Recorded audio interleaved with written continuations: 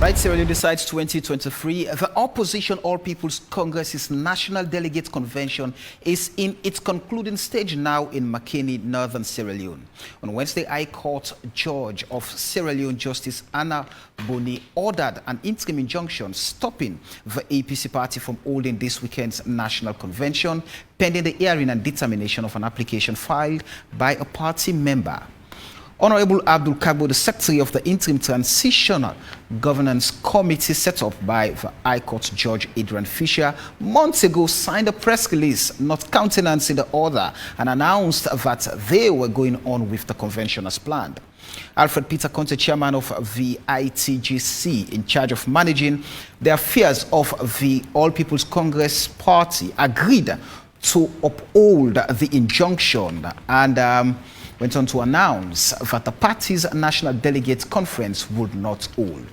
The head of the Sierra Leone Police, Inspector General, had revoked the permit they had given to the APC to hold their convention after the force itself was in receipt of the court order. Hours later, Justice Anna Boni granted permission to the ITGC to go ahead with the convention. This, many said, came after the German embassy and the European Union representatives in Freetown confirmed their participation in a new occasion which was held at the Electoral Commission Sierra Leone to underline support for Sierra Leone's democracy and the judiciary. The German embassy in Freetown stated that a strong democracy needs a strong opposition on a level playing field, adding that they are looking forward to the main opposition APC National Congress in the stronghold of Makeni and electing a new flag bearer.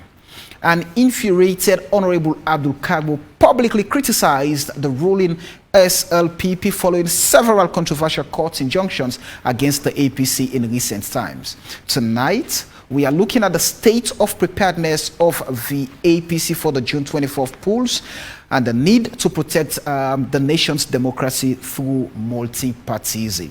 My name is Samuel Weisbangure and this is AYV on Sunday. Good evening and a very warm welcome to AYV on Sunday here on AYV TV on channel 33 on DSTV channel 399 on Radio FM 101.7. Tonight we are looking at the state of preparedness of the main opposition All People's Congress Party for the June 24th polls and the need to protect the nation's democracy through multi-partyism and where does the Judiciary of Sierra Leone come into play in protecting that democracy. As always, we do solicit your views. Please, we're begging, we're not even pleading, we're begging that you just tailor your contributions to the issues being raised here. And you have the opportunity to do so on the AYV News Facebook page. The AYV News Facebook page, drop your comments there, ask your questions. We will find time to go through some of them in the show. As always, we are here with people who are in touch with the issue. So I have a star-studded panel of Professor Jimmy Kande, a political science professor from Richmond University in the US and the University of Sierra Leone from the College of Precise. Good evening and welcome, Prof. Good to be here and thanks again for the invite.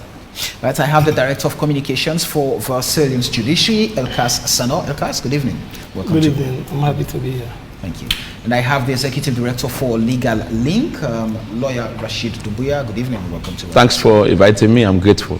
All right, we are also hopeful that we shall be joining the Mayor of the Freetown City, who's currently in Makeni as they are now voting.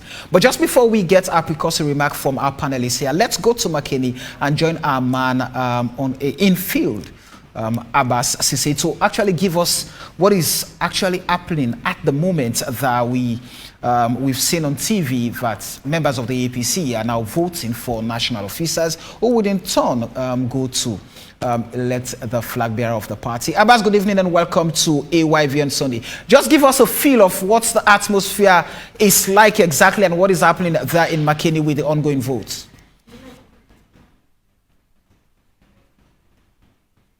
Abbas, are you there with us? Abbas? All right, wait. Abbas, are you there with us?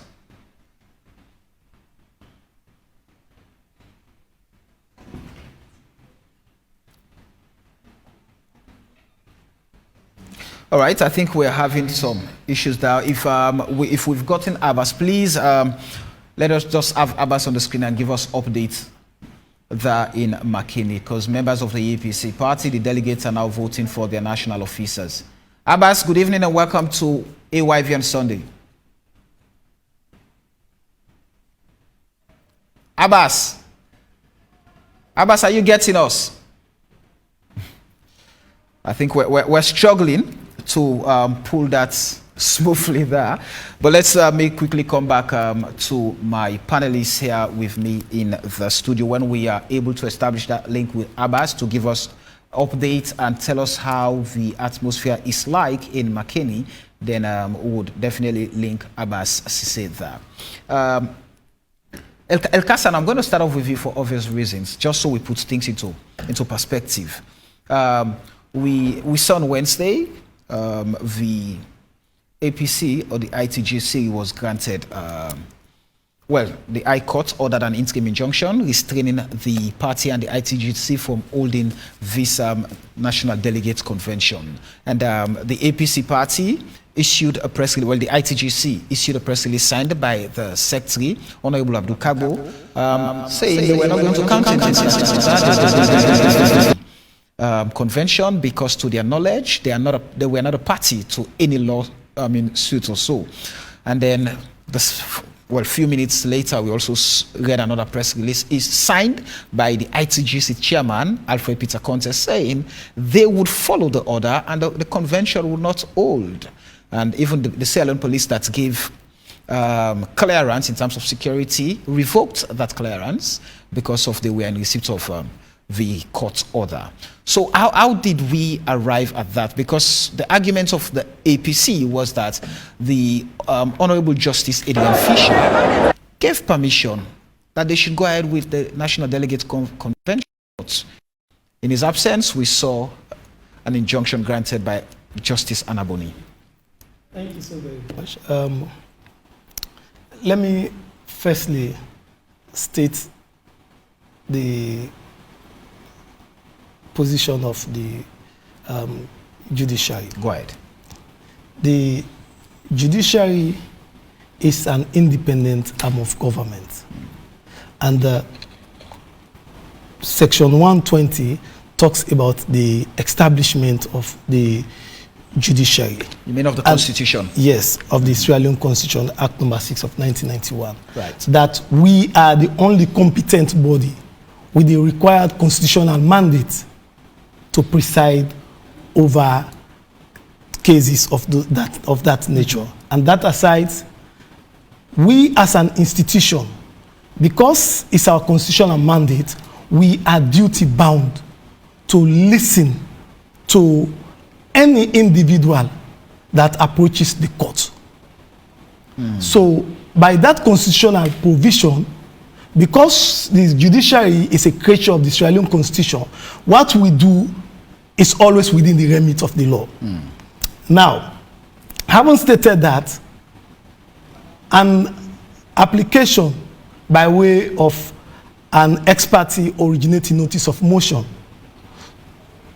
was filed in court by a member of the main opposition All People's Congress. He identified himself as Francis Kaibondo. To his lawyers, they prayed for several orders.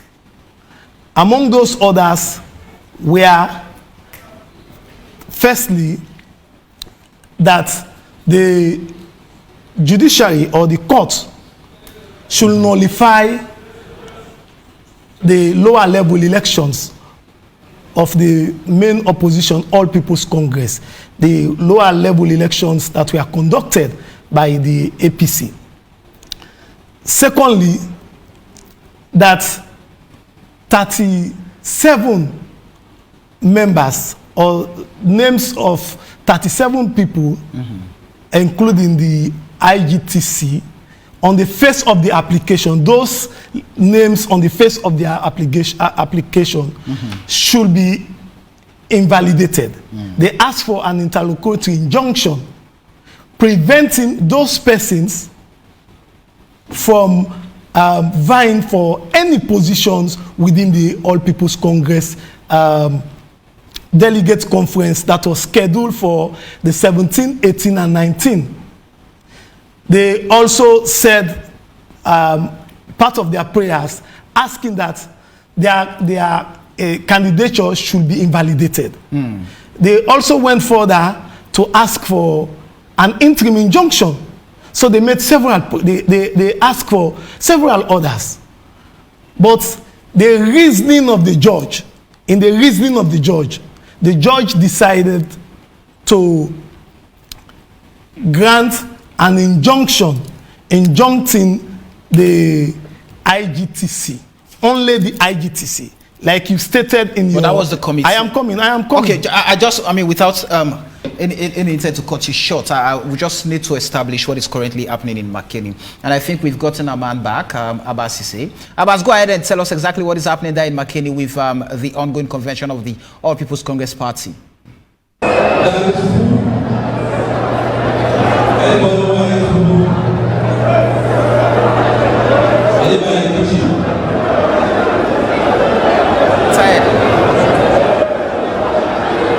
Okay, Samuel, thank you so much. We are right at the regional headquarters of the All People's Congress Party for both national executives and the flag bearers is about to start. But as we speak, the process has been put on hold because of certain reasons being raised by the certain flag bearers. Because according to them, they want to know exactly the number of ballot papers that are being issued out, and because they could not get the exact number of ballot papers that have been issued out, they started raising that point to the election. As a result of that, there was some amount of commotion, if I may say so. So that puts the whole process to a halt for now. But the former president and former chairman of the party, His Excellency Dr. Anes Bakuroma, decided to address them, telling them that winning should not be a cause for you to create commotion in the party.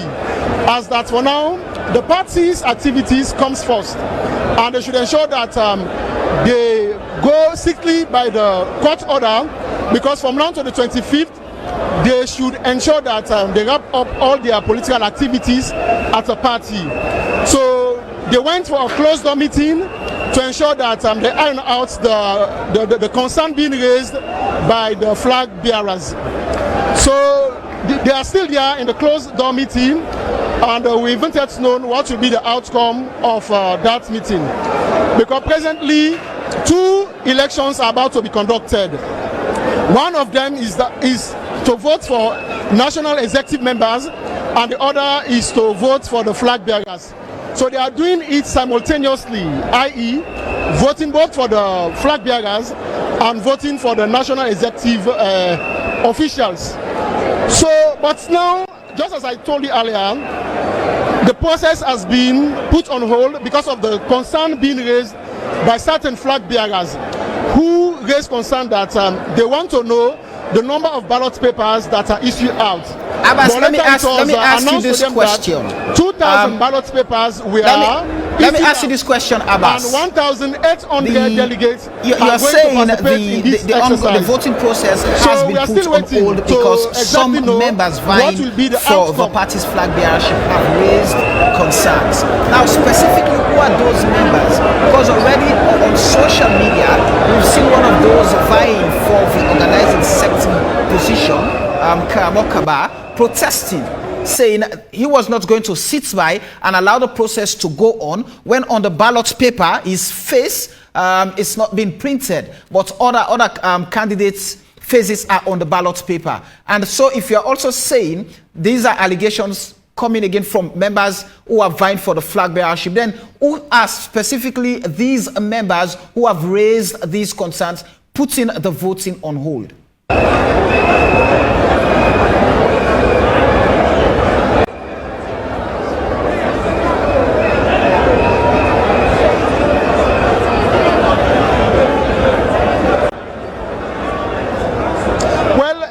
Number of them, including like Richard Conte and others. in the exception of Dr. Samuel Kamara. But because, mind you, 17 of them are contesting for these positions. Because one has declined, a female, Marie Yasane has declined, whom supposed to sum up that number to 18. So 17 of them are currently contesting this. And almost all the 16 raises concern that they want to know the number of ballot papers that have been issued out. So you see, except Dr. Samuel Kamara, who did not raise this concern. So because of that concern, just as I told you earlier, they decided to put the process on hold to see how best they can able to iron out the issue before ever the process can continue. Also, there were also reports, Abbas, please confirm these. There were also reports of incidents of violence. So please tell us, what, if that is true, what prompted those incidents of violence there in Makeni? Because we understood some members felt that they were being disenfranchised, especially those vying for national offices. So they thought that resorting to violence would have prevented them from, or prevented the elections from being rigged or disenfranchising some of them.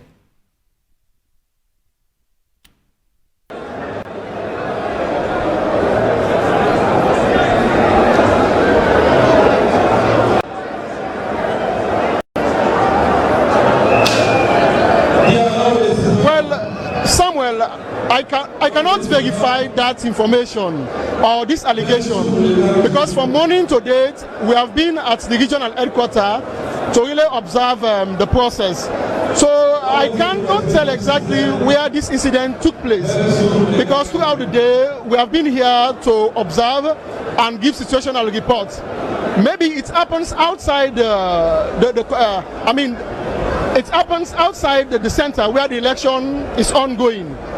I cannot deny that because I also heard that rumor, but we are here to verify it, whether a violence incident was recorded or otherwise. But as far as the voting center is concerned, that is where the process is going on.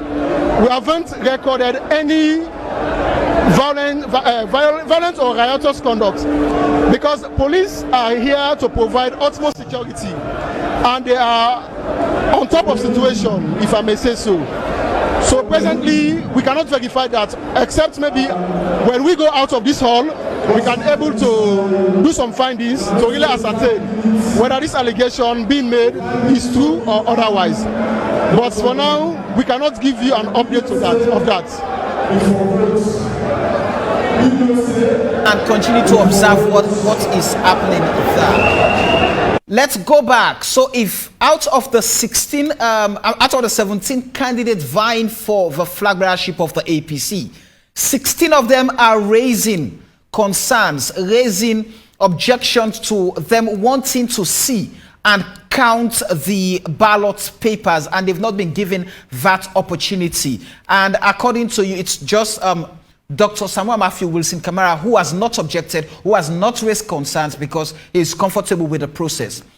Have you been able to speak to some of these candidates to understand where they are coming from, especially going back to the 2018 elections when Dr. Samuel Kamara was unpicked by the former president and actual leader and chairman of the APC to be the party's presidential candidate? From what you've been able to see and what you've been able to listen or gather on ground, is there a repeat? Are we sensing a repeat of that in Makeni?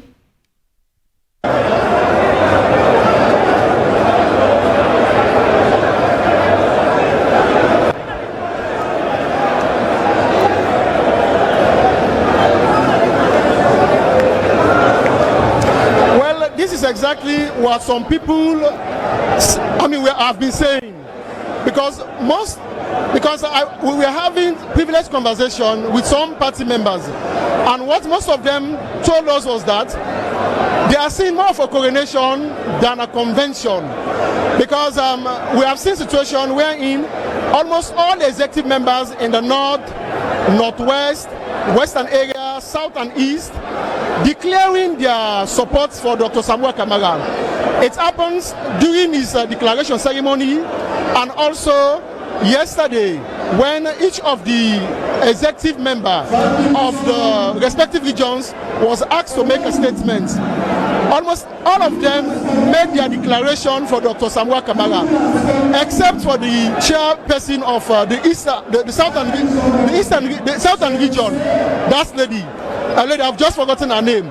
She was the only one who did not make an open declaration for Dr. Samuel Kamara.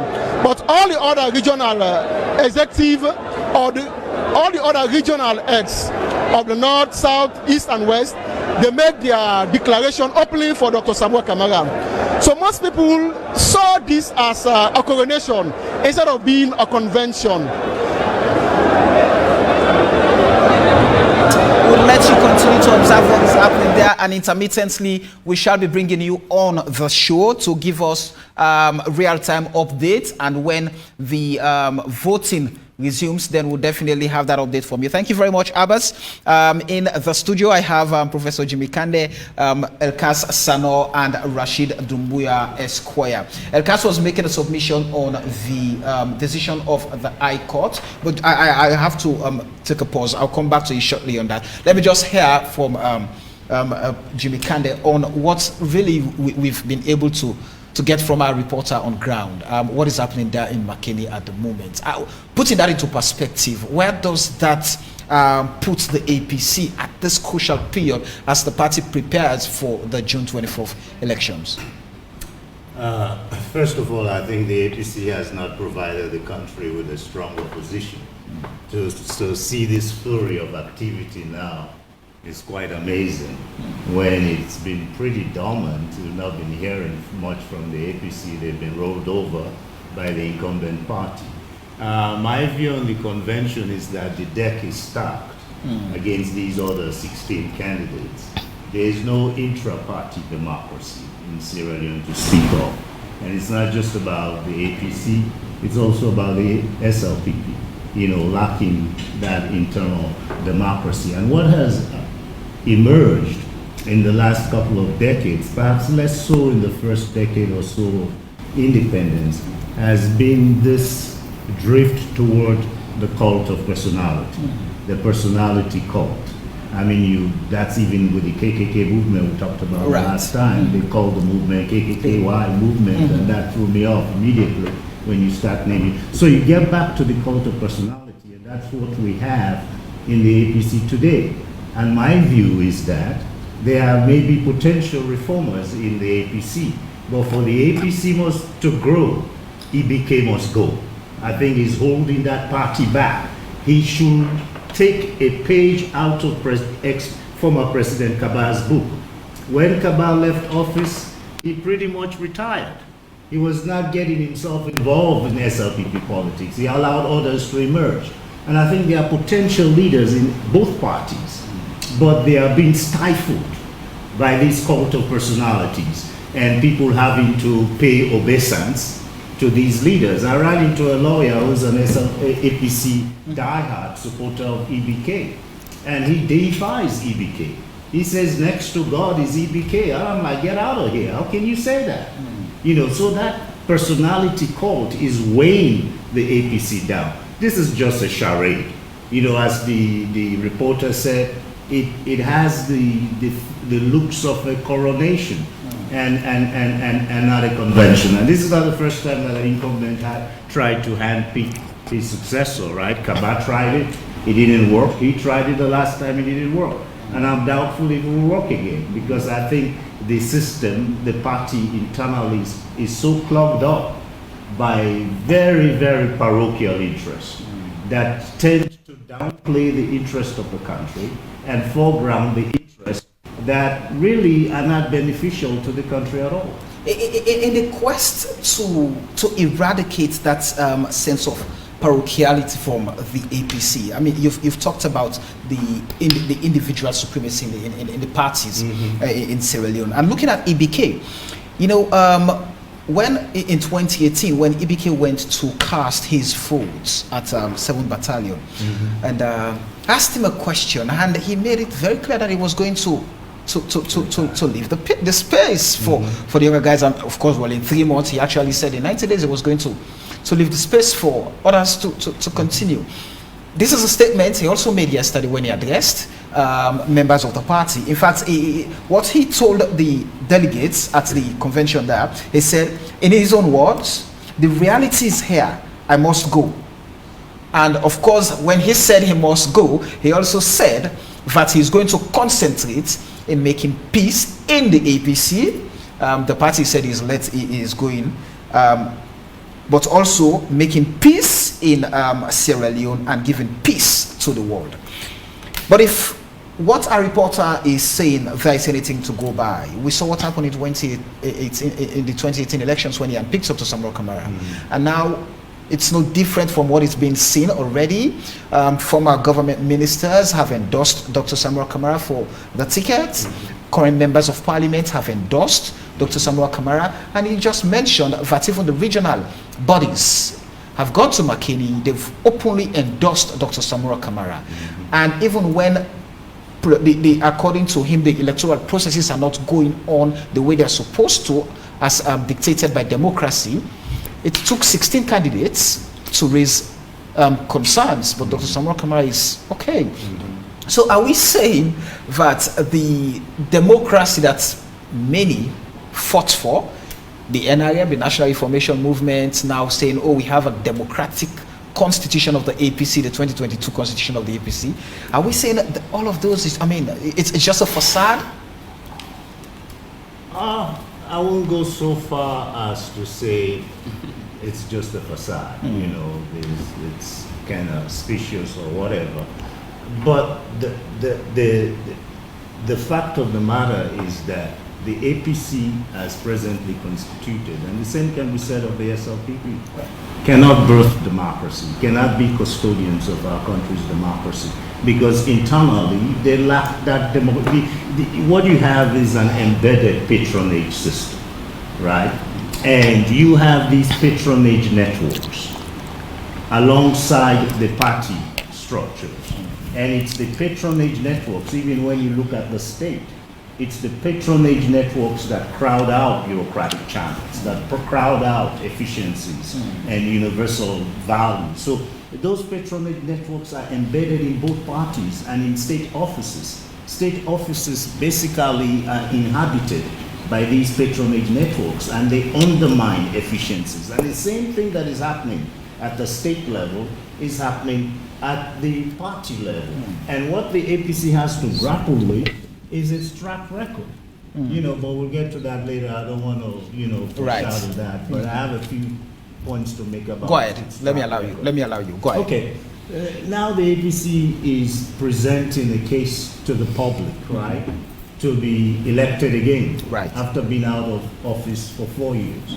I start off by saying that had they governed well, they will never have been kicked out. Any government that governs well, they will be hard pressed, the people will be hard pressed to kick them out. First of all, let's look at the APC's legacy. And you can't blame the present leadership for it all, but they carry that historical, you know, legacy.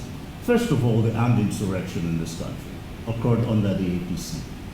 They if they were governing properly, because remember, we had a one-party state in this country. The armed insurrection was sparked by bad governance under the one-party state. Yes, those who started the war were not APC, but it was started against the APC, okay? The one-party state and the armed insurrection.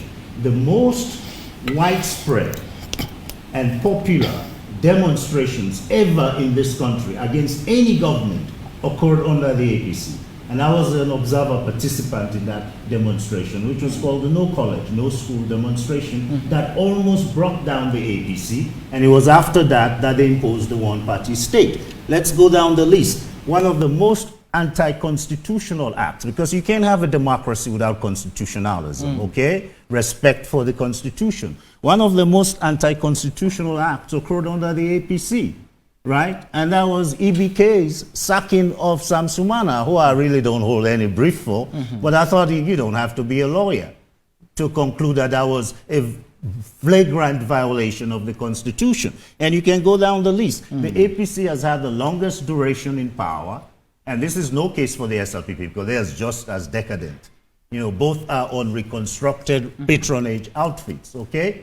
So they've been in power the longest. So they bear the greatest responsibility for where our country finds itself. EBK was there for 2 terms. What can he do out of office that he didn't do while in office? Leave the APC. Let the APC grow. You know, there are potential reformers in the APC who can emerge. But they cannot emerge because the system is so loaded by patronage, the labelism. You can easily buy these regional leaders, you know, just dole them a couple $1,000s and they're going to deliver the vote. And we know that always happens in Sierra Leone politics. Prof, as you say that, I mean, I know you have a list that to go by. As you say that, I just quickly want us to run back to Makeni. I think the former president, Hannes Bakroma, is making a statement that trying to mediate. Let's hear what he is telling the guys. Including me, we brother them don't agree that we will continue with the process.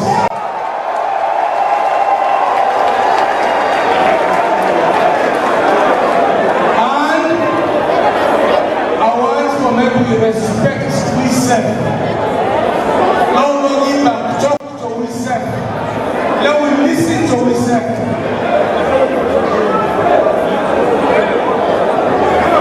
The leadership of the party is 10 years. So when they can't continue with the process, time when they on the side, make everybody sit up, and then we left this whole process at the hands of lawyer Ibrahim Sori. When I must not say in our court, I Taylor can be here. And our courts don't get the authority for making it run the process. We can't for support no more in the name of the APC. So as we don't agree, we all agree on the soul. We all agree on the soul. That's all. So APC now want APC now APC now.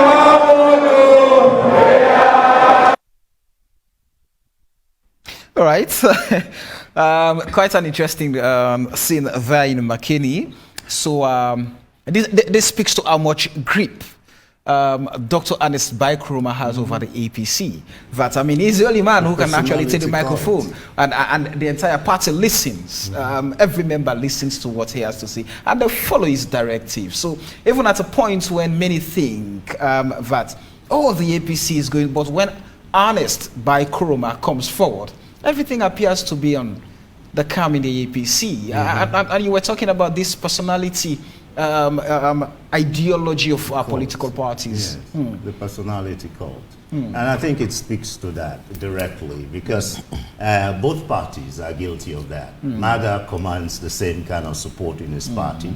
And you have to explain, not just describe the level of support or the depth of support or the lack of depth of support.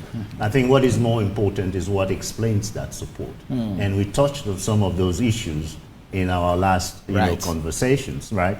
The ethno-regional polarization of this country lends itself to that type of support.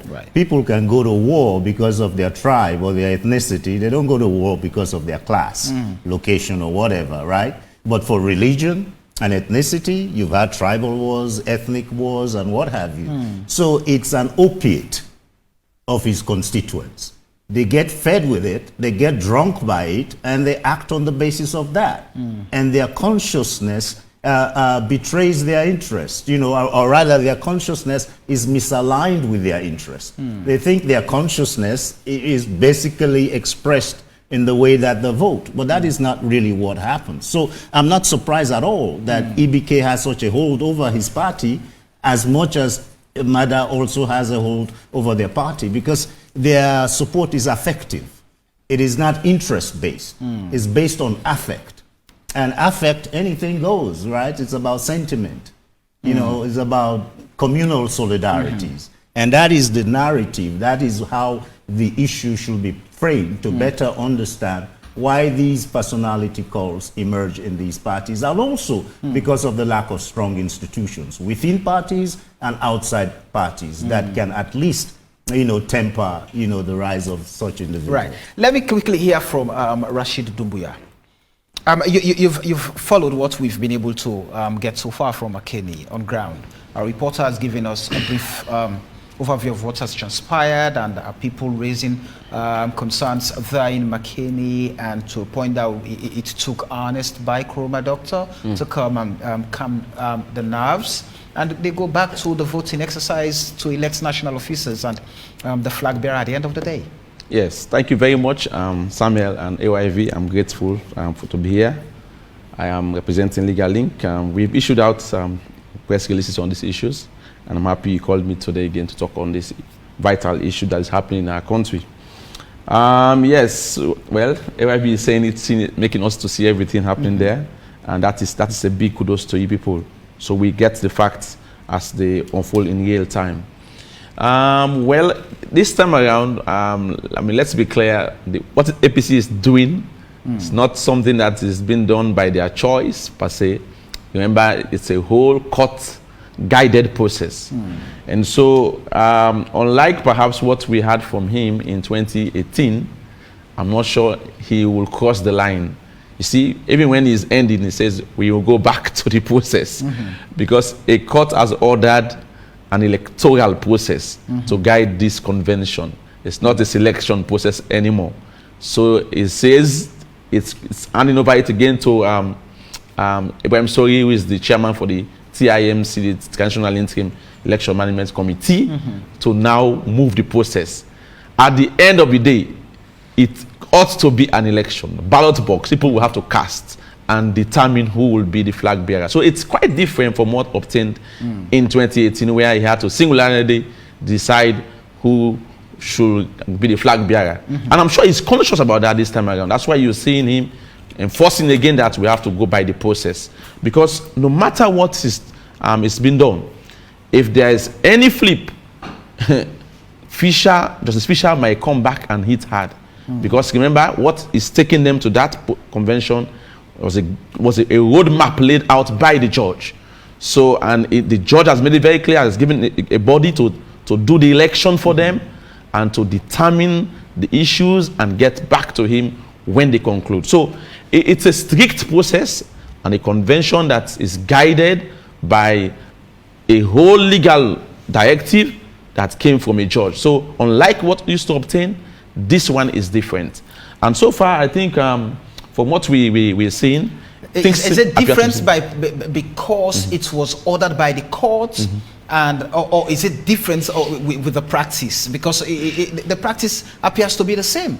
Yes, but let's don't be too critical, because elections is about campaigning. It's about lobbying. Right. There is no election that will happen in such moments where people will have to discuss, campaign, go to rooms. That's the other day. But at the end of the day, it is the voting process to now, and the counting that will give us ultimately. And the voting process is what is being questioned there. So I just want to take something I just got from even the PA of Ernest by Kuruma, Sharif Mahmoud Ismail. And he just wrote a piece saying, former President Kuruma holds emergency family meeting with flag bearers. And at the end of the day, for him, the proceedings were stalled owing to the objections by some of the flag bearers. But at the end of the day, following the interventions or the intervention of the former president, they've all gone back to the process. The process continues. And so it speaks to, he's the man in charge. Yes, Mr. Samuel, let's also be, see, I like to be critical but not cynical. Go ahead. You need that individual in any party, like the professor rightly alluded. Even in the SLP party, there is one individual that can hold together when they seem to want to go apart. It's if he guides them back to a due process, I think it's a plus. Rather than leave it and then there's chaos and there's fighting and then it unbinds everything again. Yeah. So, and I like the statement he made that we are going to follow the process. And over back to the chairman of the Election Management Committee, right, to take us through. But so, you see, that's what I'm saying. This time around is not the kind of person we saw in 2018, where he had all the powers and thought he could just direct things. This time around, there's a court-ordered process above them. And he, I'm sure, understood that and understand that, and then he's taking his time to making sure they go back to the process. So the issue of lobbying, the issue of canvassing, the issue of talking to people, not to perhaps do things extreme, it's foreseeable in any democratic process. There must be that towering figure. You go to the Democrats. There is, of course, there is the Obama who comes in. You see how Obama came in very strongly, and got things together in making sure at the very least they got out Trump. There is that person that will just, when he appears to any stage, there is that applause, that so it's enthusiasm. Okay, as Prof is putting it, SLP the personality has cult. The NGC has one, the MC4C has theirs, and of course the APC has theirs. So, but what perhaps we should caution is when they want to use that personality to now undermine democratic processes. That is where I think I will not be quiet to speak loudly about. So, but when they still uphold the democratic process, notwithstanding their personalities, we should applaud them, because again, if anything flips now, it might be detrimental in terms of, you don't want to see, I'm thinking, what he is trying to do now is not to make sure that when they come out in a united front, unlike what happened in 2018 when they came out. There was so much division and so much quiet, because so much hate and malice because of how he did the process. So I'm sure the ballot box should speak at the end, and we're all watching this process. We have observers up there currently who are also reporting to us, because it's a democratic process that Justice Fisher envisaged when he ordered them to go to this convention. It's no more selection, it's a democratic process, it's election, and we must see, there must be counting, and we must see the figures at the end. So our reporter there is saying, for all what is being shown in Makeni, it's more for Coronation, because almost everybody is, it's just going in for Dr. Samuel Matthew Wilson Kamara, who was not, who's at the moment, from what we're getting, is so comfortable with the entire process, while others are saying, the process is not fair. We need, first off, to have the numbers of ballot papers. So that would determine whether, this election would be rigged, would be manipulated in favor of whoever. But he has not done so. So he is okay with the process. Yes. So does that not speak to perhaps a repeat of what happened? The chairman of the electoral committee has a duty here. Right. And I'm happy also PPRC is there, and also there are other observers are also watching the process. So if there are objections raised, the chairman must make sure these objections are dealt with on the floor. We have just seen that they are dealing there in secret room, but that's not how it should be. There must be an open. Well, it's an emergency family meeting. Yes, so people should be afraid to raise the objections openly, right? And the chairman must be able to also listen to those objections and deal with them. But again, let's be realistic. In elections like this, there are tensions, and objections will come. But at the end of the day, let's see what comes out of it, all right? And let's see, because it's a democracy that is happening for a very long time, in this party. Remember, they used to have a constitution that allows for selection. This time around, it has been expunged. All they have in their hands is election. And in election, there will be competition. Of course, there's usually one candidate that will stand out. Right. That is also foreseeable in any election. So let's see how the compromises will happen, and then what the ballot box will speak. But again, let's be realistic. It's possible we might even have a surprise. We don't know, because it's a secret vote. People can vote, and then at the end of the day, we see something different. When majority already have endorsed, openly declared. Well, the delegate, members of parliament and delegates. Delegates can be very funny. They can say to you openly, and then maybe in secret they do otherwise. So let's wait and see. Okay. For now, let me bring in Elkas. So Rashid was talking about having, and Professor also mentioned, having democratic institutions functioning well. And when the Justice Anaboni granted that, gave the restraining order on the APC, or the ITGC, so to speak, we saw what was put out by the ITGC Secretary, Honorable Abdul Kabu. In fact, he criticized the ruling government, saying it is responsible for almost all of these injunctions coming in. So it speaks to how independent the judiciary is, and how free the judiciary operates. So you were giving us a background as to how we arrived at the injunction. Elkas. Yes, like I was saying, a member of the All People's Congress, Francis Kaibondo, two his lawyers came to court by way of an ex parte originating notice of motion, praying for several orders. Among them, in short, that the first and 36 defendants should be restrained from participating or contesting for any position within the party. Among the others they prayed for, 9 of them, like I stated, the 7 orders they prayed for was that they are asking the court for a declaration to declare the lower level elections null and void on grounds that the lower level was marred by a lot of irregularities. But among the 9 orders they prayed for, the court only grants the 5th order. In fact, another thing also they asked the court for, that the second defendant, who is Dr. Samora Wilson Kamara, to them, because he was culpable of what they call an adverse finding of a dishonest nature, that's the language they use, of a dishonest nature of the commission of inquiry. Therefore, he should be restrained. His candidature should be declared null and void whatsoever.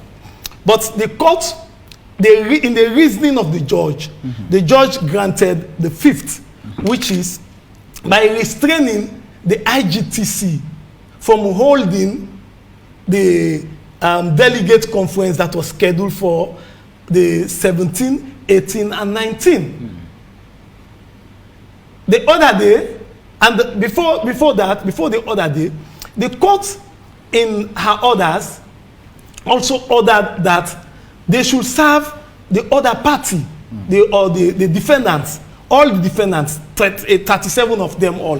The first to 36 were names listed on the face of the application. The 37th was the IGTC. And was not listed? No, it was listed. Okay. That's what I'm saying. Go ahead. 37 of them. The first and the 36 were names of individuals. Right. The 37th was the IGTC. Then, moving forward, the court said on you should file all relevant papers. Make sure the other side, the relevant papers, you serve the other side. Then the matter was adjourned to the 23rd. The other day, they approached the court to vacate the injunction. So there were arguments, oral submissions here and there. At the end of the day, they did not serve the other side to complete serving the other side. So because procedurally, and one of the principles of natural justice is to allow the other side to be heard. So in adherence to that, the judge asked whether the other side was able to proceed. The other side I'm referring to is the lawyer for the applicants, who happens to be Sipuje. He asked to him, time was not in his favor. The court even allowed that. What of 4 o'clock? He said time was still not in his favor, even when the court pressed, so that they can argue the case. So which was why they adjourned the case to the 22nd. Thereafter, they came again before the court. When they came before the court, they said, either we want to know whether, in fact, the restraining order affected or touched the main opposition, All People's Congress. That is one. Then 2, whether it touched and affected the TII EMC. And they came to an ex parte. Right. And it was granted to them, because the whole essence here is the court is there to making sure that we create the enabling environment wherein those who are dissatisfied, those who felt aggrieved, should be able to come and seek justice. Because that's over time, Elkas, because our foremost responsibilities, among the many responsibilities as an institution, is the administration of justice. So what happened? The judge granted orders. One, that because the APC was not affected in the restraining order, and the TIIM was also not affected, APC should go on with the convention. Yes, go ahead with the convention. And that is what led to the convention. And that the TIIEMC should also go there and conduct the elections. So the question I want to ask you now, Elkas, over time we've witnessed incidents where many have said the judiciary is compromising politically. The judiciary is being politically influenced. Over time, we've seen. Professor mentioned the issue of Sam Sumana, who was fired, and many legal experts came out saying that was a clear violation of the country's constitution. But the courts upheld that decision, saying it was legal. So that's a clear understanding here for many that the judiciary is politically influenced. So the question I want to ask is it possible at this point that I mean, there are very powerful political hands influence the judiciary at this point, if we were to go by the allegations of Honorable Abdul Kabo, that you're just trying to destabilize opposition political parties and you're being used as a tool? No, that's untrue. And just perception, which is very difficult to ascertain. Let me tell you this. Now, in as much as I was not there at that time, and I don't want to speak on grounds that because I was not there. Right. But what people should take into consideration is that the law is the law. As long as it has not been repealed, as long as it has not been amended, it still remains the law. And we are duty bound to listen. That is our responsibility. Because our foremost responsibility as an institution is the administration of justice. And that notwithstanding, the judiciary cannot in any way surrender its independence to the whims and caprices of an individual. To the whims and caprices. I am telling you. Just out of curiosity, yes. to get clarification. You understand? Yes. Because, so that it is very clear that because looking at separation of powers, it's very clear that the judiciary is one of 3 independent organs of the state, yes, and it must do so independently. But that's the practice.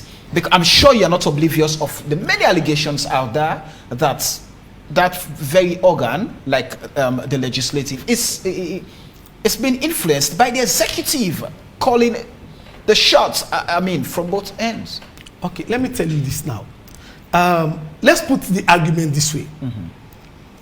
Since the Honorable Chief Justice assumed that position, the current Chief Justice, His Lordship Justice Desmond Mobatunde Edwards, if the argument is, as many people are holding this bias perception, that the judiciary is being influenced by the executive.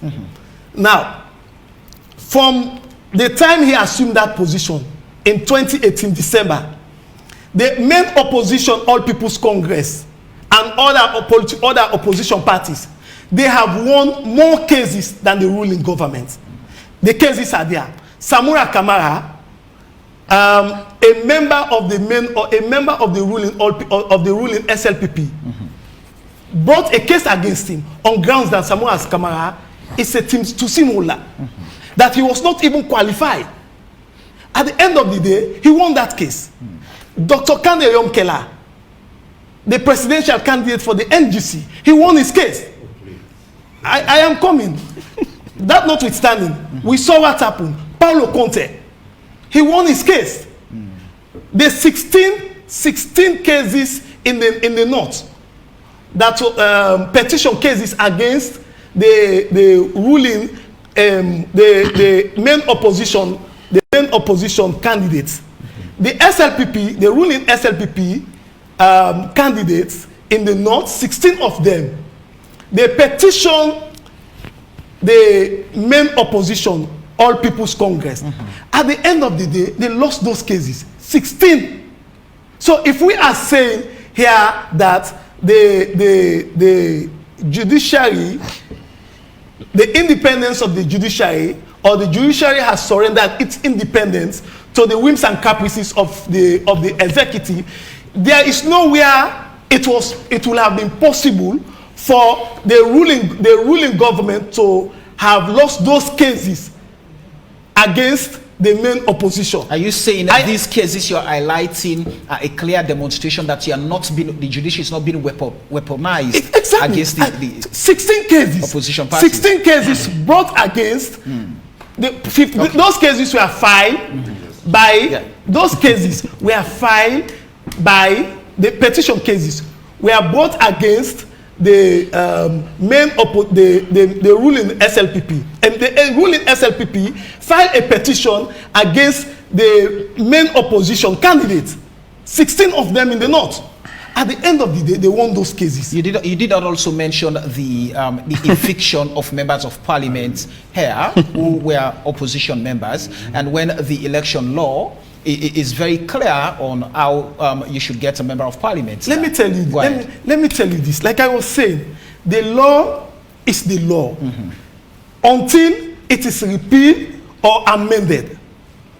The decision. I am coming. The decision taken by the judges, by those judges, in their reasoning, it was the best decision taken at that time in the reasoning of the judges. Was that according to the law? That's what I am saying. That's why but they don't call it. I am coming. The law ordered a rerun. Correct me if I'm wrong. I am no. That's not what the law said. Go ahead. Now, those elections, those cases, the 11 members of the All People's Congress. The court is hierarchical in structure. If you think you are dissatisfied with the decision taken by the inferior court, you have an opportunity to come to the Superior Court of Judicature. If you are dissatisfied with the decision taken by the High Court, you have an opportunity to come to the Court of Appeal. If you are dissatisfied with the decision taken by the Court of Appeal, you have the opportunity to come to the Supreme Court. Those people, they appeal the decision taken by the High Court, and at the end of the day, they abandon the case. That was the position. Okay. But let me say this here quickly. Yes, go ahead. Let me say this here. Whatever decision taken by a judge who is presiding, who has presided over a case, in his reasoning, supported by law and fact. Okay. That is the decision of the court. Prof, you wanted to chip in. Yes, I don't think the reasoning of judges is ipso facto supported by reasoning and facts. That was not the case in EBK's violation of the Constitution, right? I envy you. I mean, I don't envy you trying to put up a spirited defense of a judiciary that is a cesspool of corruption.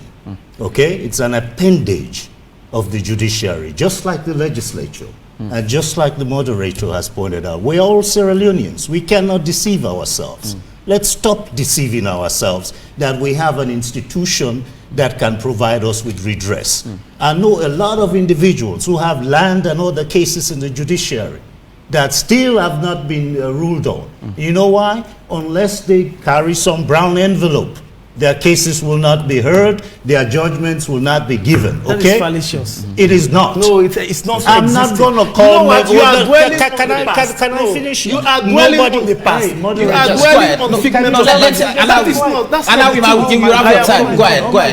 Did But anybody? I cannot sit here. I don't know, but allow me. Let's have a civil conversation. You were saying, making a lot of points. Go ahead, Prof. You were making a lot of points that just didn't make no sense to me, and I never interrupted you. Go ahead, so Prof. please don't interrupt me, okay? Go ahead, I will please. never interrupt you. Let's maintain some decorum here, Go okay?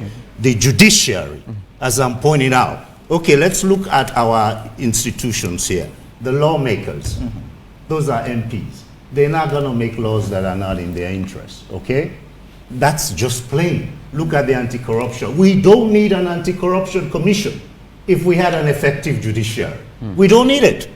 We don't need it if we had an effective judiciary, okay? So the judiciary may dispense justice in some cases, but overall the perception of the public that it is a dispenser of injustice, not justice, okay? The law is the law. I agree with you.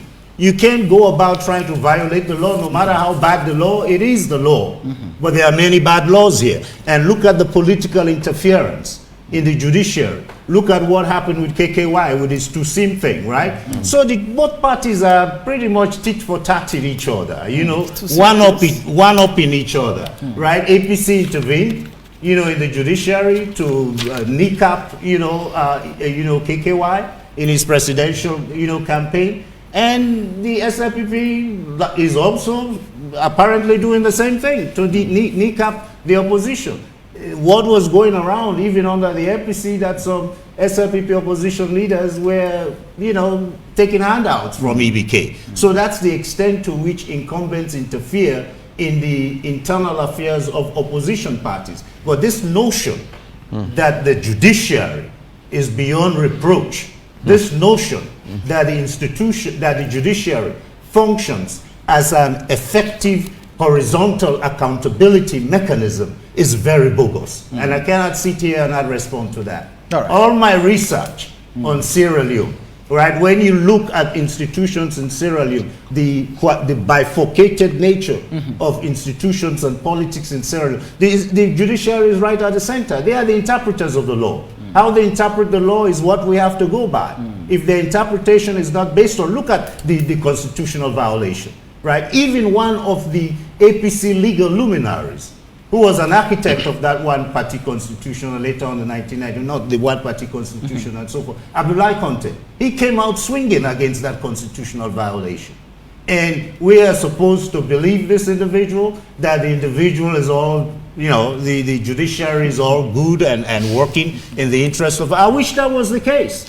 Because if that was the case, I'll be here, pushing the case for the judiciary. That's what we want. There can be no reform in this country if we don't have an overhaul of that judiciary. It's a bastion and cesspool of corruption, and I'll say it anywhere. Samuel, just a second. You might also need to respond to what Rashid would say. Yes, so I don't want you to listen to Rashid. Yes, Samuel, thank you very much, Samuel. Thank you very much, Samuel. I'm here as an expert in human rights, and I also run an organization that has done a lot of work around judicial reforms. Right. So let me give a context to what perhaps Prof was trying to put out here. So nobody will be correct to say there are no good things that have happened in the judiciary.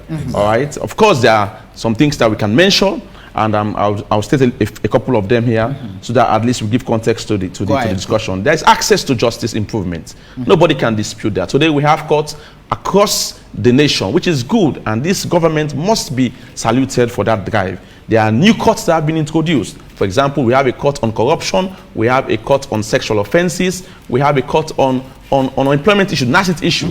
That is making it a great difference. Sexual offenses court also has been introduced. We have separation now between the magistrate courts, and then the superior courts. That has created decency and decorum in the court building. Virtual courts have been introduced. Now you can come and file papers on adoption. You don't need to be here. You can be overseas, and you can be interviewed and awards given. Of course, there are a lot of professionals who have been recruited as well, judges and magistrates. So that said, I think what Prof is trying to state here, and I agree with him on this, is that we cannot agree as a nation that we have, you know, a transparent, independent, and impartial judiciary. In fact, it's a farce to say that in any world, all right, to say we have, because we know the political interplays. Now, for example, the biggest challenge, and I've argued this with many times in many platforms, is the administration of justice. When they come before the judiciary, how we deal with the issues. That's where I'm faulting my judiciary to a large extent. We have seen the issues of delayed justice. We have seen the issue of selective justice. We have seen the issue of laying dangerous precedents. And I agree with him. There are, in my analysis the last time I was speaking boldly in your media, there are 4 dangerous precedents that exist in the judiciary as I speak to you, which we have to fight to overturn. Otherwise, it will lay a bad and dangerous precedent on our body politic. Let me list them out for you quickly. The Sam Sumana case is correct. We cannot support any president who can fire his vice president without reference to parliament. It's a dangerous precedent. It has to be set aside. The judgment against Ansula Sana, which says if you vie for a parliamentary position, and then there is an issue in the court, and then there is no injunction, but then you are declared the winner, you know, the next person who, you know, comes after you, that vote will be given to the person. It's a dangerous precedent.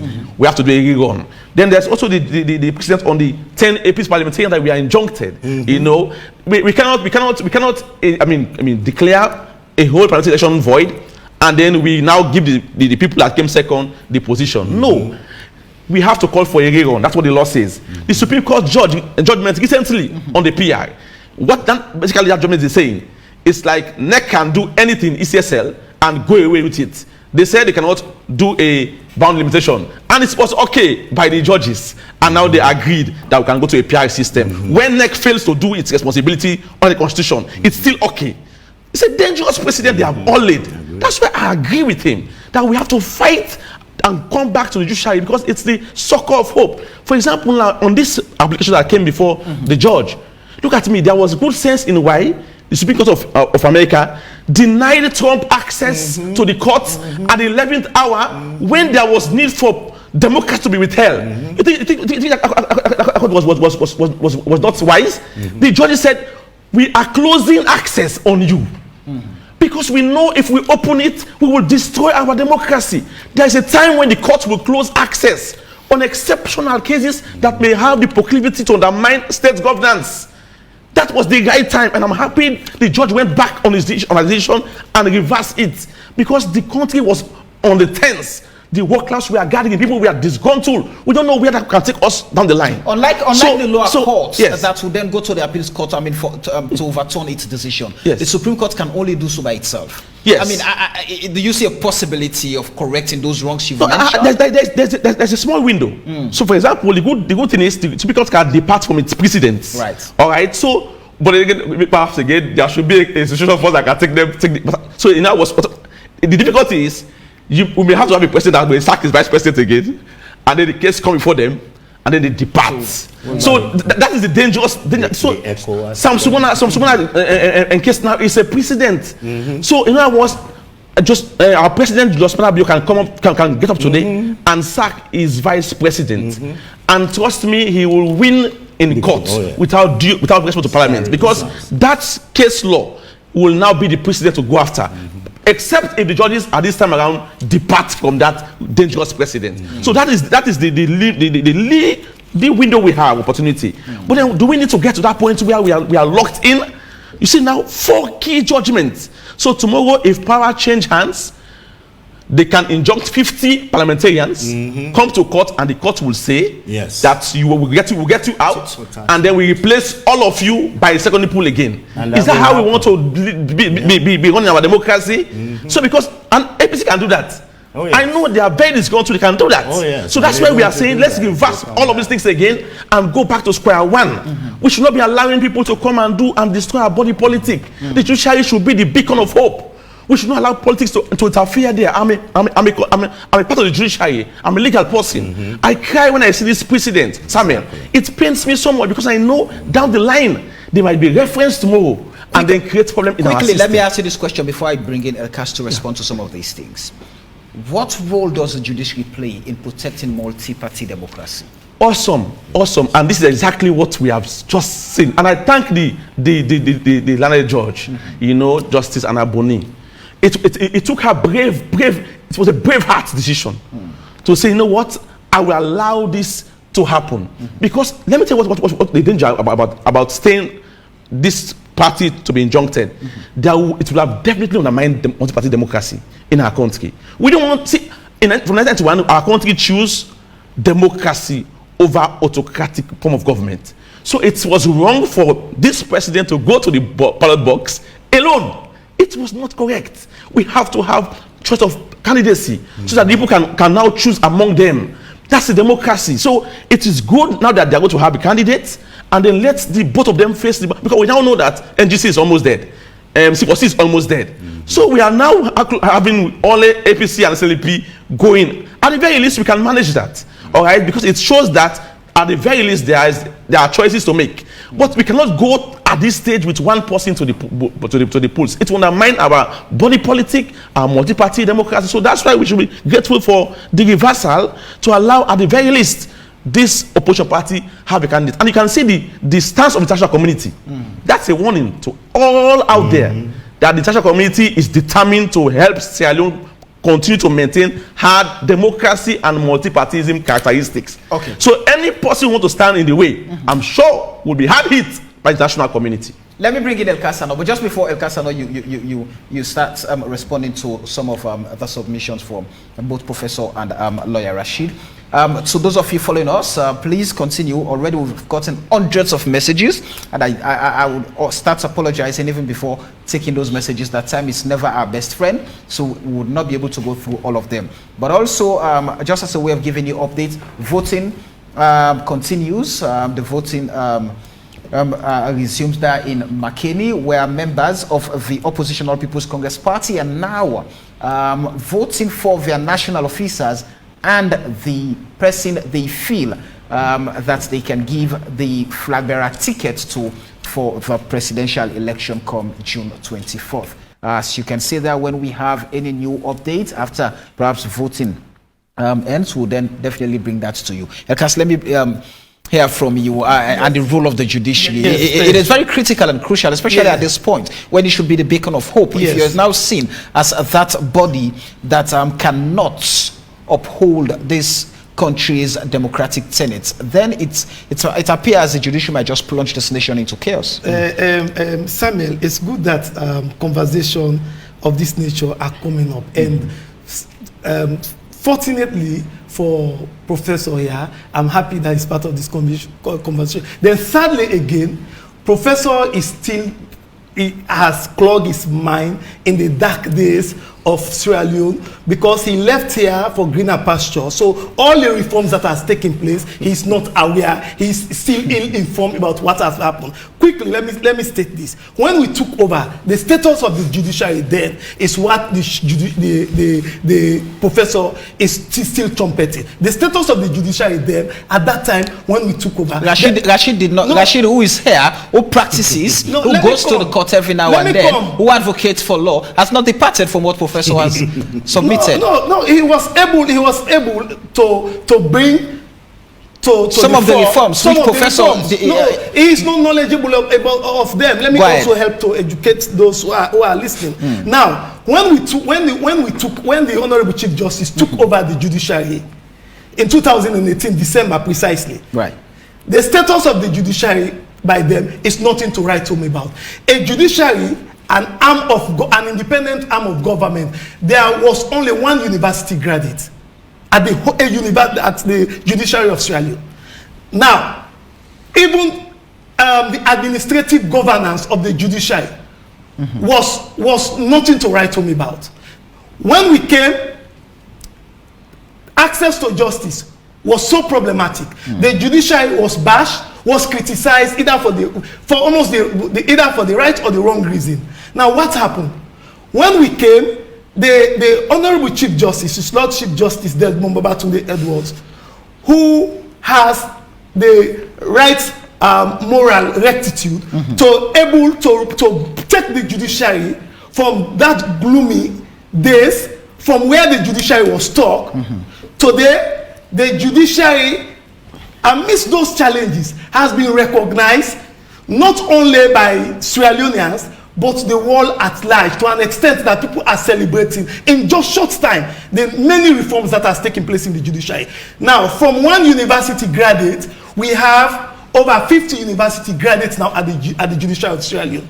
From how does that affect the dispensation of justice? How does that affect the dispensation of justice? Yes. When you don't have it's served as a roadblock in the effective and efficient delivery of justice. For instance, if you cannot talk about administration of justice when the foundation is not there, you need to firstly establish the foundation, a functioning and effective foundation. And what is that foundation? Firstly, to decentralize, recruit more judges, recruit more magistrates, to decentralize the justice sector, and which we have succeeded in doing that. That is why many research, many reports coming out, including the one from Legal Link, they said the administration of justice is effective and efficient, that to an extent that we have moved from where it was to over 75%. Why? Is it the administration of access to justice? Access to justice. To 75%. I am coming. Access to justice to 75%. You know why? Access to justice. You know why? You know why? The answer is simple. Because we have now recruited and deployed magistrates in every district. Every district now. We have recruited and deployed judges where there have been no sitting judges. Now, if you go to Kwendu, people who are leaving Kwendu to come to Kenima, the entire Kailan district, there was no sitting judge in Kailan district. Today, in Kailan, we have a resident judge in Kailan. Moyamba, we have a resident judge in Moyamba. Potloko, we have a resident judge in Potloko. In Kwenadu, we have a resident judge in Kwenadu. That notwithstanding, over time, the Magistrate and Judges Association, in other indexes that they were not considering the Judicial of Sierra Leone. Today, we are defeating even Nigeria. So these are these things you're mentioning, they are just the face of the judiciary. No, not the face. But I want us to talk about the dispensation of justice itself. Yes, they are not and how over time the practice in the courts to deliver justice. How has it? I mean, has it been improved? Samuel. For instance, Kwendu, since independence, it was only under the leadership provided by the current Chief Justice that they were able, court sittings took place in Kwendu. You have ameliorated the financial. You've been acclaimed for access, like you mentioned. Even the critical voices have acclaimed the judiciary for access. You've expanded accessibility. Not only access, so expeditious service delivery. How? I am coming. You saw what happened. Within 18 days, the Supreme Court was able to complete a Supreme Court case. It has never happened within 18 days. Is that not expeditious? The crux here is the judiciary being influenced politically? No way. In delivering justice? No way. Let me mention KKY case. He is not even aware. Let me tell Sierra Leoneans listening, including Prof. seated here, that KKY won that case. He won the case again, and he was interviewed at AYV 19, and other respected journalists interviewed him, and he celebrated the judiciary. He mentioned. No, he did not. He said KKY's case. He did not. KKY case. He talked about how the APC used that to cripple him. I mean, his presidential ambition, but when the SLP came, he mentioned that. No, that's what I am saying. So he won the case. But Prof mentioned, that's what I'm saying. Go ahead. He won the case. And Samura Kamara did not win his case. He won the case at a time when he is a member of the opposition All People's Congress. Are you saying that if actually there are cases filed to the Supreme Court? Have they been that many said they've not been even listed? I mean, you've not empaneled body for those political cases. No, even the petition of the president's election. Let me tell you. Go ahead. At the moment, there is no political case There is no political case that has left unattended at the judiciary. Then that notwithstanding, like Prof is saying, cases have been abandoned whatsoever. Let me tell you what redress mechanism we've put in place that has never existed before. You know why? People are not aware, they are ill-informed, they are not knowledgeable about some of those unprecedented reforms that has taken place to address the delay, to address some of those anomalies that has actually bedeviled the activities of the judiciary or the operations of the judiciary. Now, what have we done? When the Honorable, to address the concerns of Prof. Sitedia and others, the Honorable Chief Justice, when he assigns a matter to Judge A, we automatically upload that to the website as a way of enhancing accountability and accountability and transparency in the process. So when you assign the matter to Judge A, automatically we start to do what we do, effective case management, to track what is happening in the court. Then at the end of every month, we do what we call returns. You know why are we putting some of those things in place? Is to be able to monitor the operations of the court, so that we'll be able to ascertain why this case has delayed, or why this case has taken, why is it that it has taken so long that Judge A has not completed this case. So that is how we have addressed that. We have at the magistrate court. Wait, let me. We have to move on. At the magistrate court, you know what we have done? We have what we call the Justice app. That Justice app, you don't need to go to the magistrate court to be able to track the efficiency of the operations at the magistrate court. I must admit that there are challenges. For instance, let me tell you. Go ahead. There are challenges which is serving as a roadblock for us to maximize the effective and efficient service delivery. What are those challenges? The judiciary of Sierra Leone. Instead of use service delivery, can we say justice delivery? Justice delivery. Because that's what you, that's the service you offer. The administration of justice. Right. Samuel, we have 34 magistrates. None of them can boast of having an official vehicle. We have judges. None of those 34 can boast of having a vehicle. Then among the number of judges we have, few have vehicles, the others don't have. Then that aside, let me tell you, in 2017, 2018, there was a management and functional review survey that was conducted in Sierra Leone. You know what is the outcome? It shows that one judicial officer was providing service to 143,000 Sierra Leoneans. One judicial officer, it means a magistrate and a judge, was providing service to 143,000 Sierra Leoneans. You know the average ratio in Africa, 22,000. And us now is about 90-something thousand. Now it's about 98,000 Sierra Leoneans are benefiting per judicial officer. from one. So we have to move on. Just quickly, let's not spend time on this now. It's a matter of, it's a question of yes and no. Are we saying, with no iota of dubity, the judiciary is not politically influenced? So yes, I must tell you that. Okay. Just quickly, gentlemen, just before we let me give you a practical example of this case, the case that happened. Which case? The APC case, the injunction. A minute, go ahead. The injunction.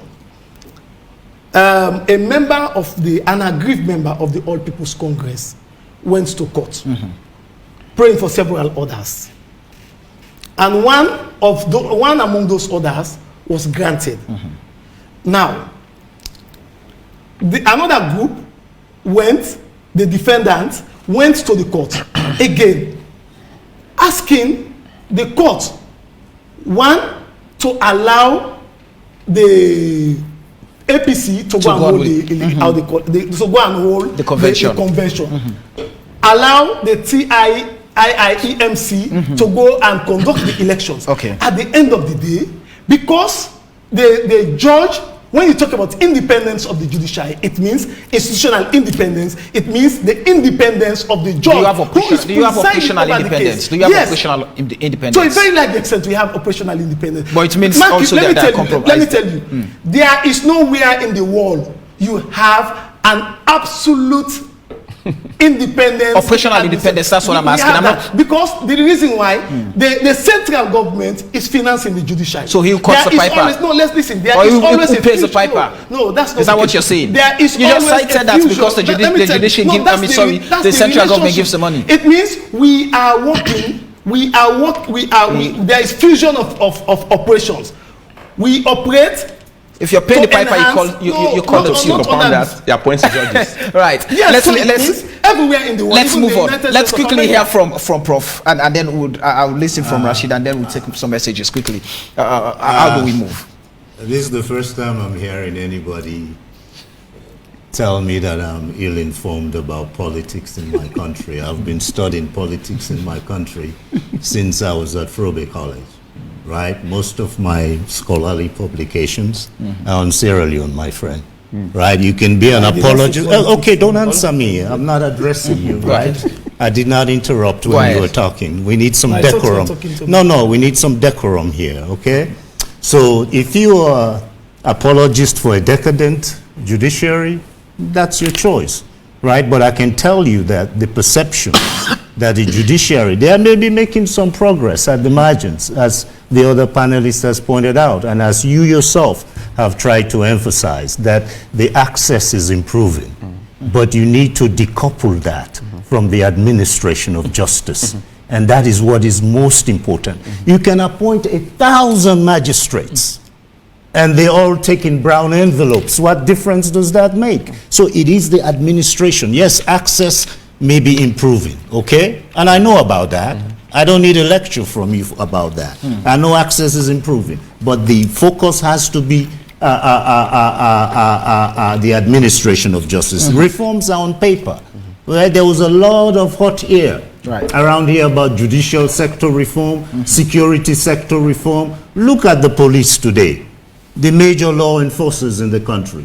They are among the major law breakers. There are some good police officers, just as there may be some good judges and lawyers. Again, I'm not trying to disparage the entire, judiciary staff and everybody.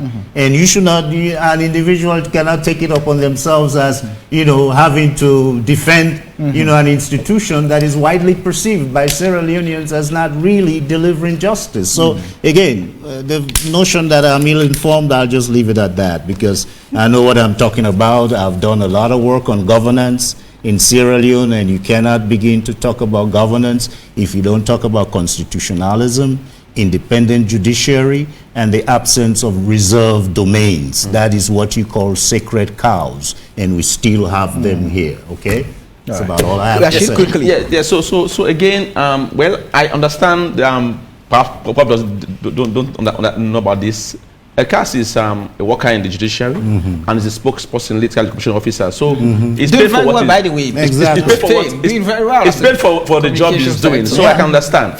But we as CSOs, we have always given context to all the arguments, and we have emphasized that improvements have been seen in access, but dispensing and administrating of justice, that is where we are having the challenge, the widest of challenge. So now, for example, there is a case that has been dealt with recently, the Kamayemba case.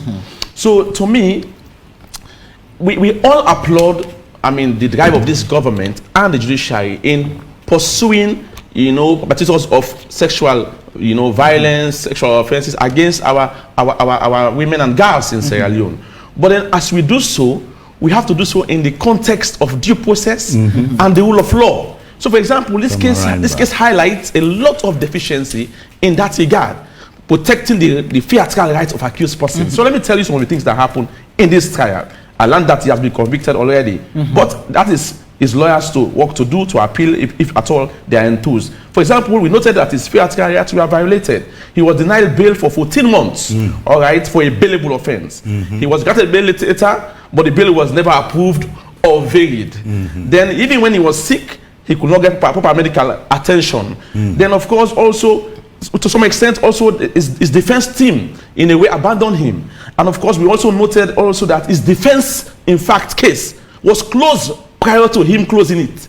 Wow. So you cannot tell me that you have really meet the threshold of the ends of justice. If these trial rights of the accused person were denied blatantly in this trial, we applaud the decision, and I look forward to his lawyer challenging that by way of appeal. But these are the things we found out as CSOs, independent people who monitor the process. And to me, the call should be our judiciary should work on dispensation of justice. Right. Nothing was wrong to have approved the bail.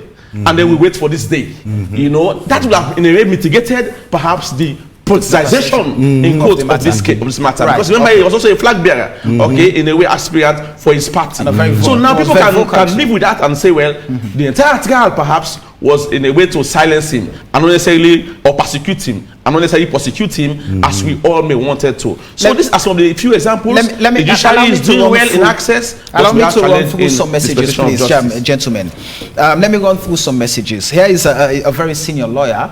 He prefers to go anonymous for this. Well, Elkas Stuja, I am a legal practitioner of over 15 years since November 2018 when I completed argument on civil matter and the file was withdrawn for judgment. The judge has refused to deliver judgment and given no excuse. We have reminded him, written to him, pleaded with him, and done everything human possible. 2 of the parties have died since, and the file is still with him. Is that a judiciary that believes in justice? And Dr. Freddie Lawson, a lawyer who is staying in the UK, saying, this thing they are calling a convention is talking about the APC convention. It's a sham. The whole process is riddled with irregularities, which seems to manifest itself in illegalities. The footage in Makeni you showed is sad. There is enough evidence available in that footage to give a rise to the commencement of multiple legal suits if so desired. The schoolboys meeting with the aspirant in a room is troubling. It's not a good picture. There appears to be a litany of possible breaches of various court orders. The ballot paper issue is significant, as that can be the determination of the outcome of the flag bearer elections. The way the proceedings were carried out in the court regarding the injunctions was strange. I cannot understand how the APC could be ordered to go on with the conference. Is it not the same APC executive which was dissolved by an earlier judge? So who are the APC functionaries authorized by the courts?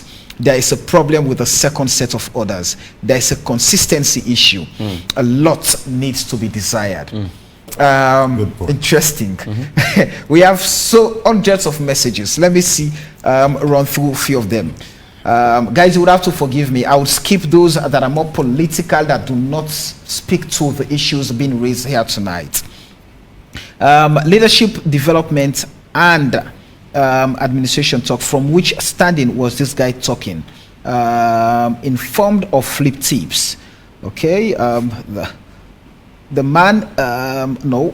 So please, we have to also respect our institutions and people who are here representing our institutions. Please, I'm not going to take any message disrespecting.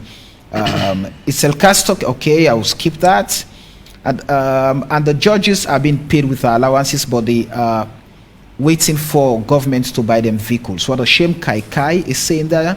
Judiciary PRO lacks, okay, I will skip that. Can we continue okay, I'll also skip that. This is the judiciary interfacing with the public and preventing corruption. In the police, we have the complaint board. How about the judiciary? Titsi Sali Mwenzi is saying that everything has been politicized, and appointing someone to be a spokesperson with a political clout is ridiculous for our democracy and dangerous for the dispensation of justice. Sanoz, okay, I'll skip that again. It's great. I feel sorry for Elkas. He has been his job has been the most difficult in the world, being the spokesperson for Sierra Leone's judiciary. My brother, I can understand you have to justify. Okay, skip. So please clarify to us now as the PRO for the judiciary that Samura Kamara does not have any court case, because after our convention we don't want your okay, I think I have to hold the messages there. I have to hold on to those messages, guys. You would have to forgive me and understand with me, please. I'm struggling to go through those messages and get the ones that speak to the issues being raised. But just quickly, Prof, let me start off with you. But I still want us to go back quickly to Makeni and just get some updates. Voting is still on there. Now, with what Dr. Freddie Lawson, the lawyer in the UK, just mentioned about the things happening in Makeni at the moment with the APC convention, it's saying it has opened a Pandora's box. So, I mean, whilst they are happy that the court has given a whole lot of approval for them to go on with the convention and all of that, but the practices, the processes there at the moment, I mean, are not democratic, and they might warrant legal suits if desired. What can the APC do at this point to just ensure that they are able to entrench democracy in their practices, so they will come out as a very strong and formidable force to contest the SLPP in the June 24th multi-tier elections? Yeah, apparently it seems like there are a lot of shenanigans going on at Makeni, you know, and as I pointed out earlier, I think the deck is stacked, you know, against the other 16 or so candidates, you know. I think at the end of the day, if they all come out united behind one individual, I think that will be all right for the SLPP. I mean, they got a tough road to hoe here in terms of being, you know, elected in the next election, but anything can happen. Stranger things have happened in elections. But in terms of the lawsuits, I think at the end of the day, you got to allow the APC to field the candidate, whoever they decide, because that is good for democracy. You cannot have a candidate, as one our other panelists pointed out here, you cannot have an election where there's only one candidate. That would be a disaster.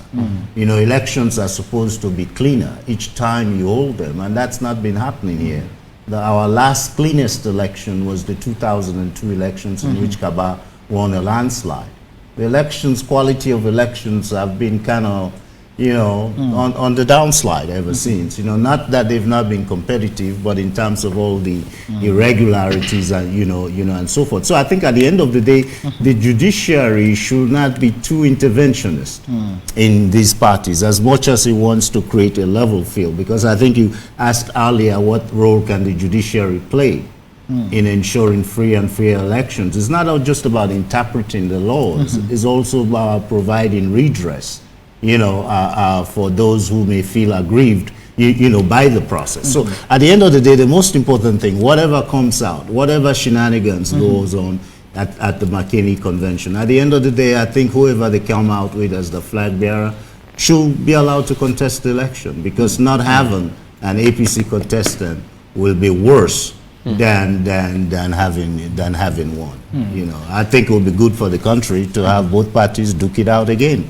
and see who wins, you know, without the judiciary trying to pick winners and losers or preempting the whole process.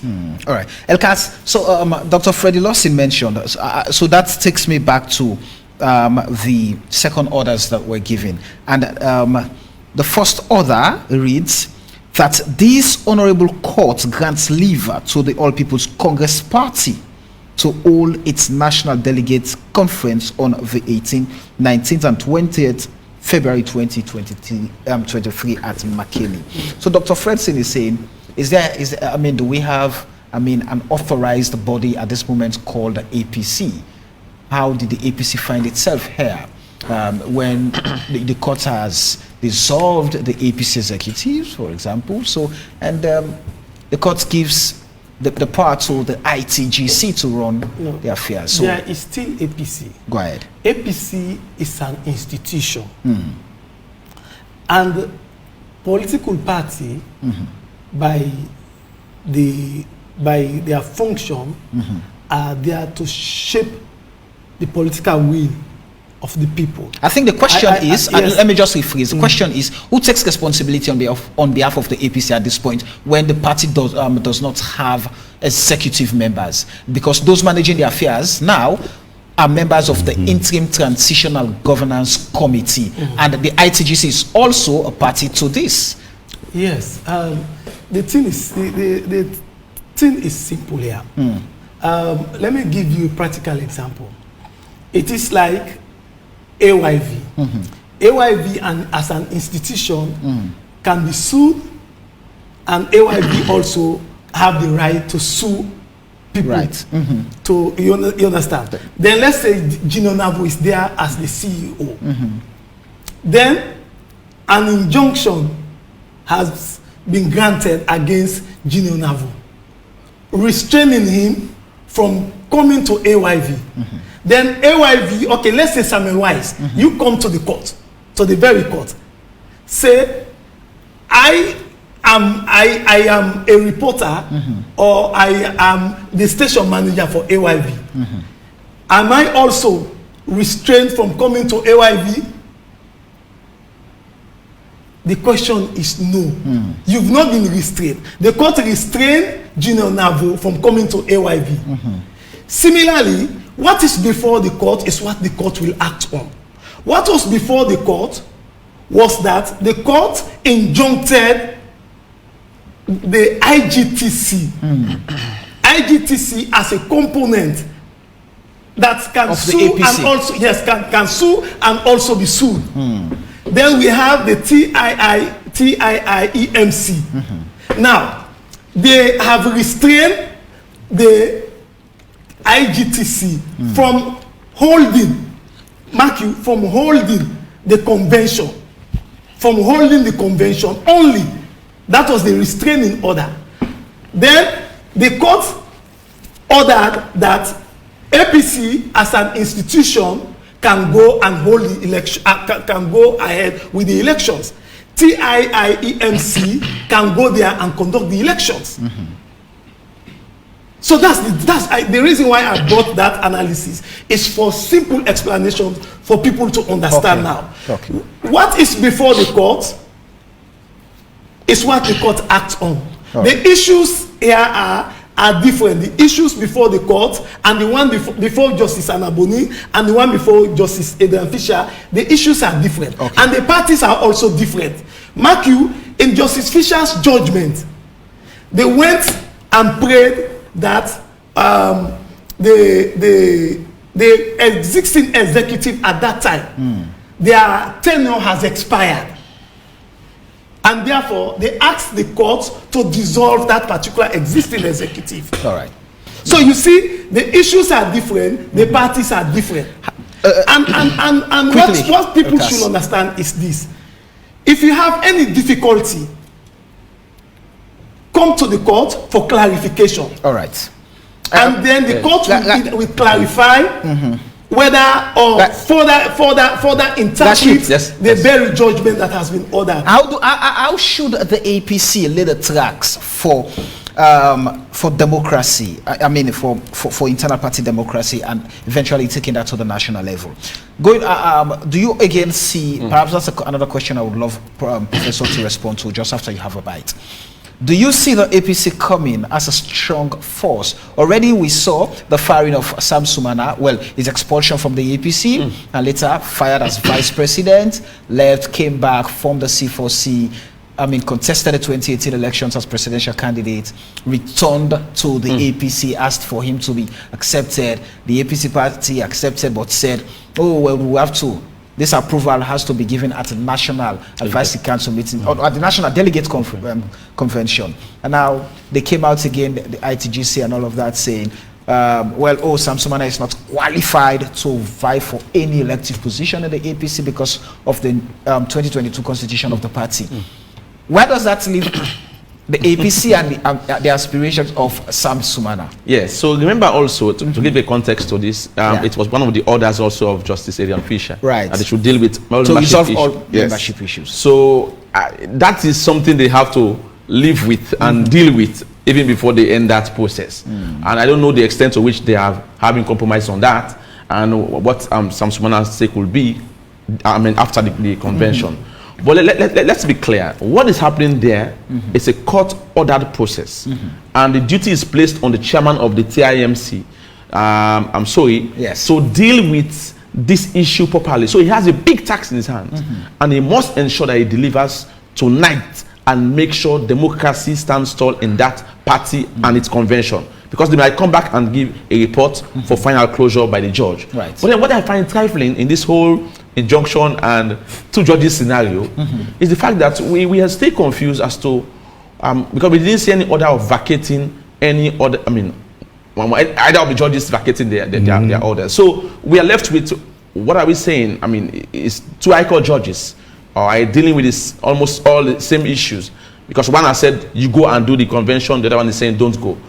So that confusion really was something that many of us as legal minds also were a little bit apprehensive on. But we thank God and we are grateful that she came back and vacated the injunction. And I will tell you some few things that were also erroneous in that application. Because if I were a judge, assuming somebody came to me, expert, I was secretly. Yes. All right. So it did not come earlier. Remember, we had the judge-like matter before, a whole judge for about months. He refused to seize that opportunity to come perhaps with his matter. And then only 2 days to a convention, he came. I will ask a question. First, I want to know what interest he has, such that if the convention goes on, he will be defeated. Because I understand he's not even a flag bearer aspirant. And then secondly, I will look at the bars of convenience. All right. And then perhaps look at also the issue of his local standard. These are all things that are important. So if I were a judge, I would have just perhaps listen to his matter and ask him to serve the other side, so I can hear also the other side before perhaps making a decision. Because that was very, very germane, to even the national security interest of our country. All right. But then that said, let me quickly end with two things I want to emphasize. Yes, let's help Ekas with the argument.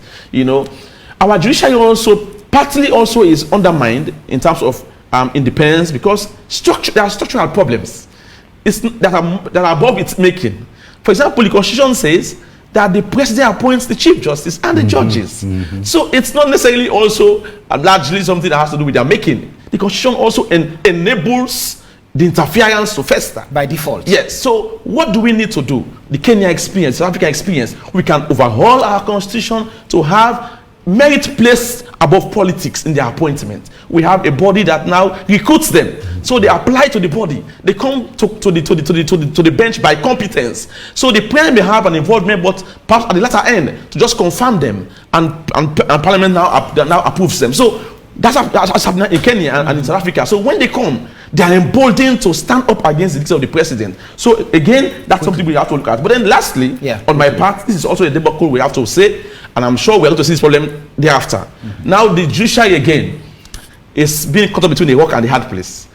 Now they acquiesced and they delayed in dealing with the Samoa matter on the corruption. Right. Now, assuming without considering that this convention delivers and gives Samoa the ticket, what will be the fate of that case? How will China go proceed to deal with that case? Assuming if they now even dare to convict him, what will that play out on the national and international platform, and even on state security and governance? So we are saying, why delay the matter? Why not deal with the matter before he even went to the convention? So again, we are saying, see, by judiciary, I'm crying for them, because they always put themselves in the limelight and take the blame. Some smaller case, they took the blame. President Nkrumah had no power to sack his vice president, but they took the blame and shielded the president. Yes. And that's what they are doing again in this case. Now they have delayed to pass judgment. Now, if this convention delivers on Samoa, will you now come and say so otherwise? What will be the implication for the security of our nation? So we are saying, the judiciary, we love you, but you have to do your work speedily and ensure that you do justice to what is before you in time. Otherwise, at the end of the day, your cavalier attitude might create a problem for our state security and governance. I'm a small boy in the judiciary, but I'm saying this today, that we have to be very careful. We are on the tenterhooks as a nation.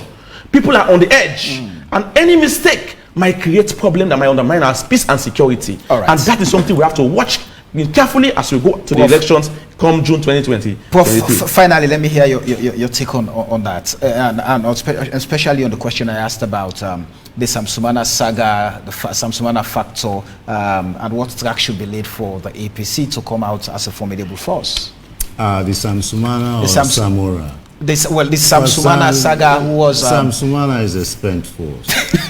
I don't think he factors in. Outside of Kono, who know, I mean, he doesn't have any political traction, but if it's about Samura we're talking, I think that's more relevant. I don't think Sumana is relevant at all. I think Samura, whatever the outcome of the case, as you rightly pointed out, it will be dangerous for him to be convicted after he's been, he's been elected as flag bearer. If you're going to convict him, it would have been better to do so much earlier. And justice delayed is justice denied, and that cuts across the Kamarimba case and so forth. But anyway, getting to the APC itself, I think you raised the issue of how they can be more democratic, is that what it was? Yes. I think one way you go about that is having these primaries, right, that will involve grassroots APC members at the district level who will then elect representatives to the regional level and provincial level rather, and then the regional level and then the national level. But the one factor, the one new development in Sierra Leone that's going to work against internal democracy is the PR system. Yes. Because the PR system, as I pointed out the last time, removes vertical accountability. You're no longer accountable to your constituents. You are accountable to the big wigs in your party. So we already have an embedded patronage system. It's just going to worsen it. So you want to improve internal democracy, the way you do it is not through the PR system. The PR system works against us. But we do need internal democracy because that's what can give rise to candidates who will care more about other things than themselves, who will care more about moving the country forward and perhaps less about moving themselves, making better for themselves. So I think the PR system is the death knell, more or less, of internal democracy in Sierra Leone. It's going to make these parties less democratic, less accountable to their constituents and electoral districts. And I just see politics getting worse as a result of that, because you remove vertical accountability and horizontal mechanisms are not operating effectively either. Parliament cannot check the executive, neither can the judiciary. So you lose all the accountability mechanisms. All right, Elkas, I'll give you a minute and we have to round up. Just a minute to respond to the Samoa Camara issue. Whether, the judiciary has delayed, they should have handed out judgments before this convention. So if he was going to be convicted, that would have done before the convention. So, there's another opportunity to have elected a convicted person to be flag bearer. But now if he's elected the flag bearer, does that not just give way to saying you cannot convict him? Let him just... or you're going to convict him and then put the state in jeopardy? There is no delay in that. The question that comes to mind again, let me ask this question quickly. Are we saying that, let's say, the evidence before the court is overwhelming to have been able to convict him? Are we saying the court should shy away from that? Are we saying that the judge who sits on that matter looks at the evidence of the case based on fact, based on the law? If he is convinced within him that he is guilty, he cannot compromise that. But at the same time, if he thinks he's not guilty, he cannot say if otherwise. He's not guilty. He cannot say otherwise. He is guided by the law. All right. So let's not beat the gun before time. Thank you. But what we should accept is that the judiciary operates within the law established by Parliament. All right. Whether the laws are bad or not bad, what is important here is they go by them. No. What is important? No. What is important here is the judiciary is a creature of the Constitution. And whatever thing we do, we are Sanctioned by law. Sanctioned by law. Thank you. And therefore, thank you. we are also duty bound to create the enabling environment to ensuring that people access thank you justice, very much. people access thank the you court, very much, Elkasano, Director of Communication, Sierra Leone Judiciary. Thank you very much, Rashid Dumbuya, lawyer, Executive Director for Legal Link. And thank you very much, Professor Jimmy Kande from Richmond University and Frabe College, University of Sierra Leone. It's been a pleasure having all three of you here, gentlemen. And many thanks to Radio Shalom in Falaba District for linking the program. Many thanks to Sierra Network for always linking our show. To all of you who've contributed through our Facebook page, we appreciate your thoughts, we appreciate your efforts, and we apologize for not taking your messages. This is AYV on Sunday. My name is Samuel Wise Bangura, and until next time, we'll have to bring you our AYV Primetime News and continue to bring you updates there in Makeni as things unfold in real time. Until then, take care of yourself and have a lovely night.